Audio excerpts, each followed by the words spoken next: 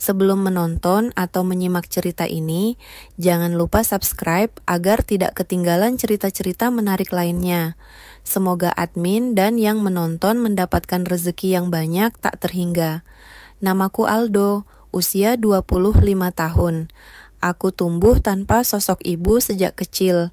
Ibuku meninggal saat melahirkanku, dan sejak itu ayahku membesarkanku seorang diri hingga akhirnya. Saat aku berumur 5 tahun, ia menikah lagi dengan seorang wanita bernama Santi, janda tanpa anak yang berasal dari desa tetangga. Santi sosok wanita pendiam, kalem, dan tidak pernah kasar padaku. Tapi hubunganku dengannya tidak pernah benar-benar dekat. Saat aku menginjak usia 7 tahun, ayahku kecelakaan dan meninggal dunia. Setelah pemakaman, Santi pergi tanpa sepatah kata. Kata tetangga, dia kembali ke desanya, dan aku diasuh oleh pamanku di kota. 20 tahun berlalu, aku sudah dewasa, bekerja sebagai teknisi di Jakarta, hidupku biasa saja. Tapi satu hari sebuah pesan dari Facebook mengubah segalanya. Mas Aldo, ini Santi, istri almarhum ayahmu. Aku ingin bertemu kalau kamu tidak keberatan. Jantungku berdegup. Ibu tiri yang telah lama menghilang menghubungiku. Awalnya aku ragu, tapi rasa penasaran membuncah. Kami pun bertukar nomor dan akhirnya janjian bertemu di sebuah rumah kontrakan kecil di daerah Bogor. Saat pintu dibuka, aku terpana. Santi masih seperti dulu, tapi ada sesuatu yang lain. Dia tampak rapuh dan wajahnya menyimpan lelah bertahun-tahun, tapi ada pula aura yang aneh. Entah mengapa, aku merasa canggung sekaligus hangat. Masya Allah, kamu sudah segede ini, katanya sambil memeluk. Pelukannya lama, bahkan terlalu lama, dan entah kenapa saat itu aku tidak menolak.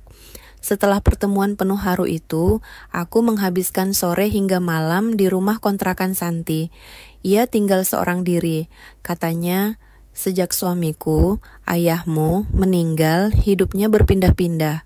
Bekerja serabutan, pernah jadi buruh cuci, kadang jaga warung, tak pernah menikah lagi.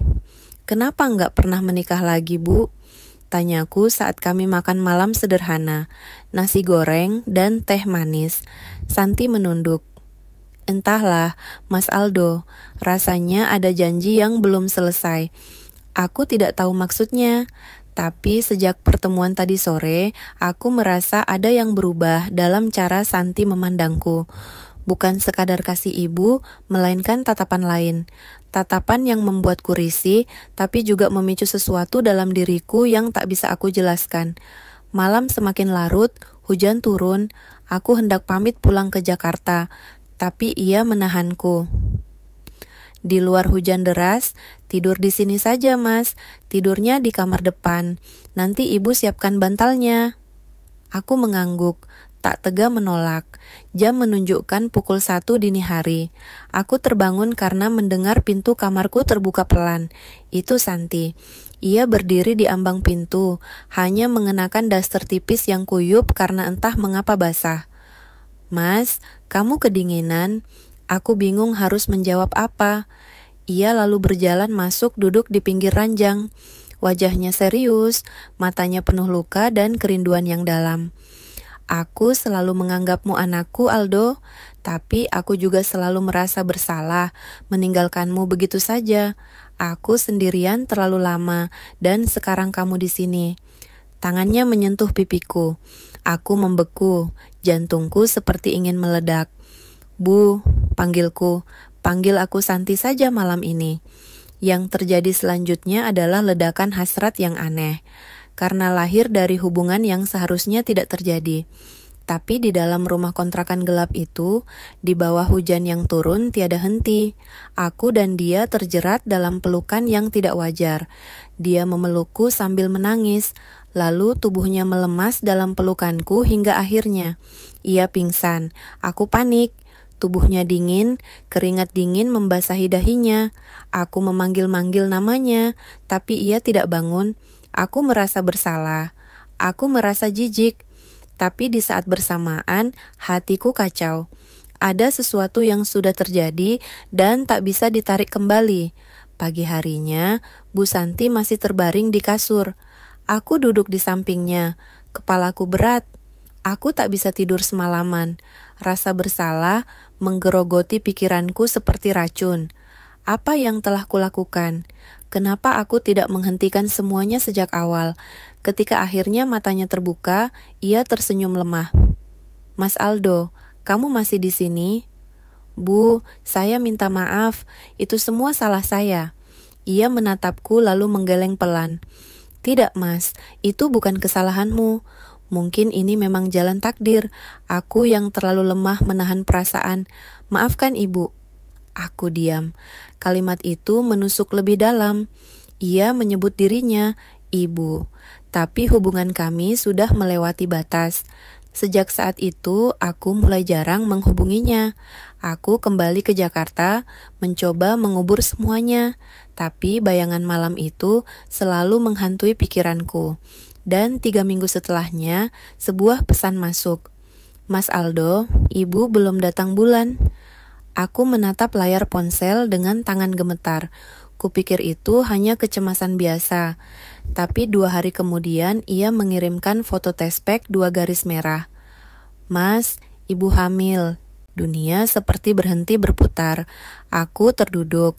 Rasanya seperti mimpi buruk yang menjelma kenyataan.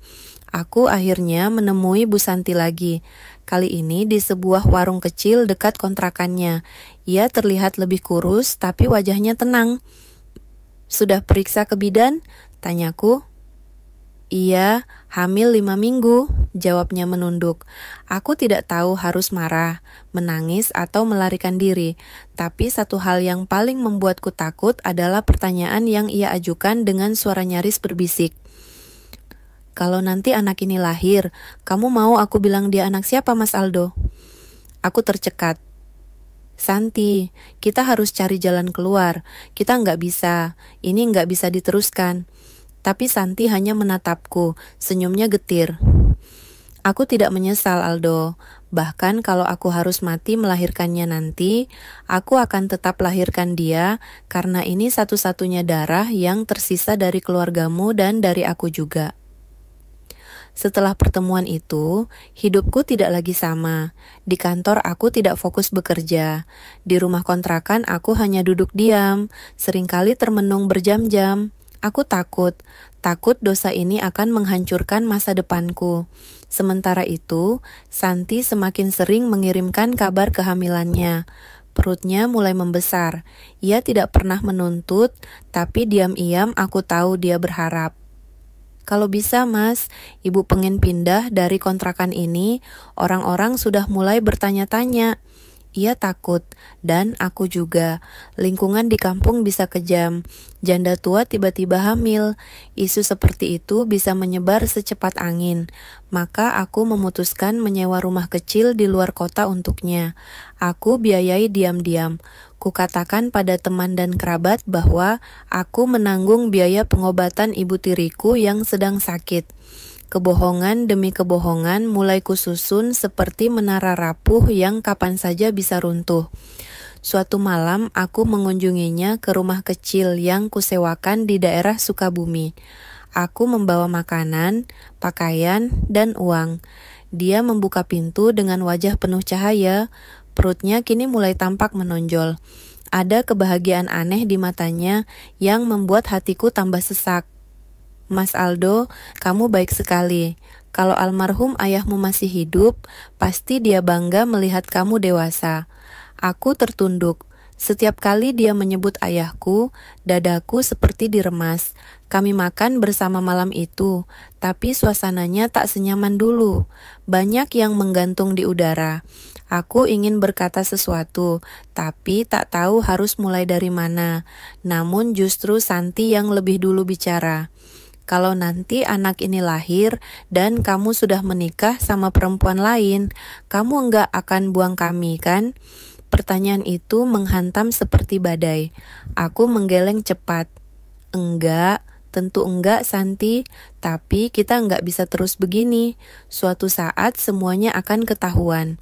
Santi tersenyum pahit lalu berkata dengan tenang, "Aku cuma minta satu hal, jangan bilang ini anak haram, karena aku enggak merasa berdosa mencintaimu. Aku pernah jadi ibumu, tapi di malam itu aku juga jadi wanita yang akhirnya merasa dicintai lagi." Aku menunduk.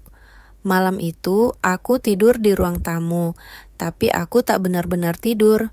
Dalam gelap, aku mendengar tangis pelan dari balik kamar. Tangis seorang wanita yang terjebak dalam cinta, dosa, dan keputusasaan. Waktu terus berjalan.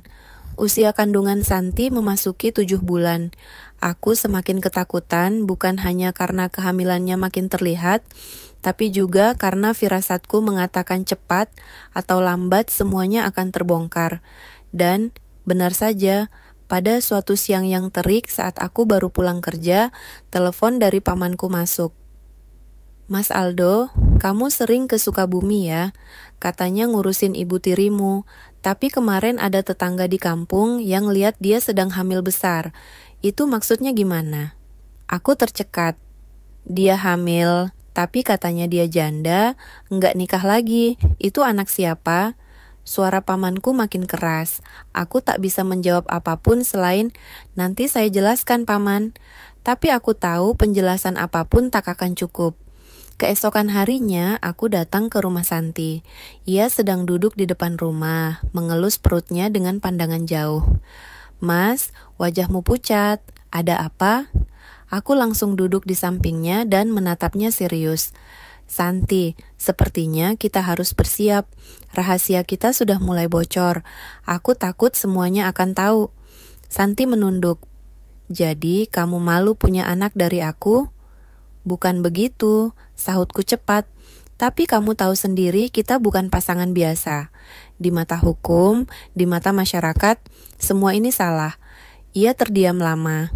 "Mas Aldo, kamu tahu enggak sejak ayahmu meninggal, aku ini hidup seperti bayangan, sendirian, enggak pernah tidur nyenyak, enggak pernah ngerasa punya siapa-siapa. Baru setelah malam itu, aku merasa jadi manusia lagi. Aku bisa ngerasain kehidupan tumbuh di dalam tubuhku." Matanya mulai berkaca-kaca. "Kamu bisa tinggalkan aku, Mas, tapi tolong jangan benci anak ini." Tangisku pecah.